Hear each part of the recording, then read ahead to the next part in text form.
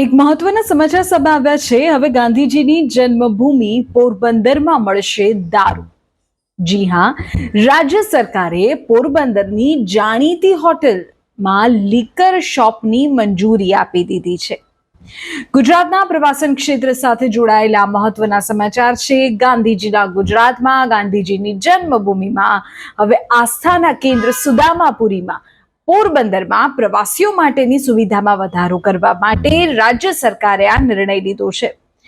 પોરબંદર આમ તો દરિયા કિનારો ઐતિહાસિક વિરાસત માટે વિશ્વભરમાં પ્રખ્યાત છે। અત્યાર સુધી આવતા પર્યટકો કે સ્થાનિક 1500 જેટલા પરમિટ ધારકોને લીકર માટે જુનાગઢ કે જામનગર સુધીની મુસાફરી કરવી પડતી હતી અને હવે આ અસુવિધા તેઓને ન થાય એટલે રાજ્ય સરકારે નિર્ણય કર્યો છે કે આ સમસ્યાનો કાયમી અંત જ લાવી દે। જુનાગઢ કે જામનગર સુધી જવાની જરૂર નથી, તમને પોરબંદરમાં જ પરમિટ ધારકોને લીકર મળી રહેશે।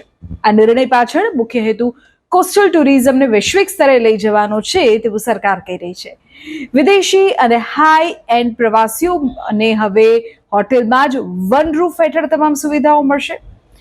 સરકારનું કહેવું છે કે આનાથી પર્યટકોનો સમય જ નહીં બચે પરંતુ સ્થાનિક સ્તરે રોજગારીની નવી તકોનું પણ સર્જન થશે।